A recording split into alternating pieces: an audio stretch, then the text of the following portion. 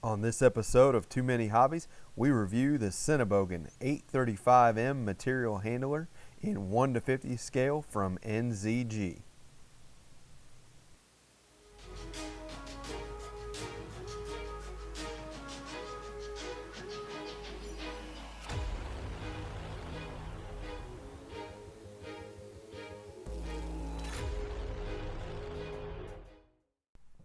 Welcome back, everyone. We'll go ahead and dive right into the review. In the standard NZG packaging, we have a great box with a picture of the real model or the real machine on the outside, and then these expanded polystyrene formers that do a great job of protecting the model. Just try to look on top of the formers. It'll say top and bottom. Go ahead and pull the top one off, and then there's all kinds of this tissue paper in here that does a great job of protecting the model itself, keeps it from scratching and the things reacting with the foam itself. So we'll pull the model out, set that off to the side, pull the last piece of tissue paper off, adjust the boom here so it'll sit.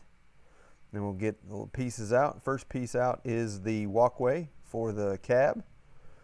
It is made of metal. It's a great die-cast model. Then we have the bucket. Set that there. And try to get the camera to focus here. See, there we go. Next item out is the second attachment, the orange peel grabber. It is also made of metal. And then a bag of parts with a few pins and some little recessed pieces for the underneath the cab. So we'll go ahead and start to form up the bucket here. We're going to set the boom back just a little bit, form up the bucket, and we'll try to get it to squeeze on the end here. It's got a small little hole, and sometimes with the paint on these models you really have to rub it a little bit to back and forth there to get it to fit up. Hopefully we've got it fitted up right now. Grab the silver pin, come on the back side there. Looks like we can get it through there. There we go. I think we got it all the way through now. So the bucket fits on well, and then we'll put the walkway on the cab, and there's just two little holes underneath the cab, and the walkway slides right into position. Pretty simple. The last thing we got to do is fit the hydraulic line into a little hole here onto the end of the stick. Once you get that, the model is fully assembled. So we'll go ahead and look over some pieces here. You can see the Sennebogen name on the boom, the company name on the stick. It's great lettering. Here's the clamshell bucket. It does a really good job. It moves in two directions very nicely, swings back and forth.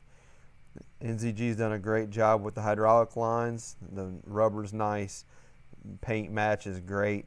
Underneath the undercarriage, the wheels, nice rubber wheels with the plastic inside that match the blue all the way around. I'll spin it around here to the back of the unit, and you can see again they've done a great job with the stickers, Sennebogen name across the back. Again, a great job, modeled very well. We'll spin it around here to the other side. You can see the company name across the lettering there. Handrails are really well modeled. And now we'll take a look. The outriggers have hydraulics. They are very stiff, which is really great because they'll hold the pose. And here you can see as we get this last one down, maybe, there we go. You can see it'll actually hold the pose and lift the rear tires or the front tires off the ground. So that looks fantastic. Finally, we'll extend the stick. Again, the hydraulic rams are very stiff, and push the boom down there. It'll hold any pose. They're very stiff, which is good. I know sometimes people don't like that because they're hard to move. As we spin around, here you can see our walkways came off there. Push that back up there.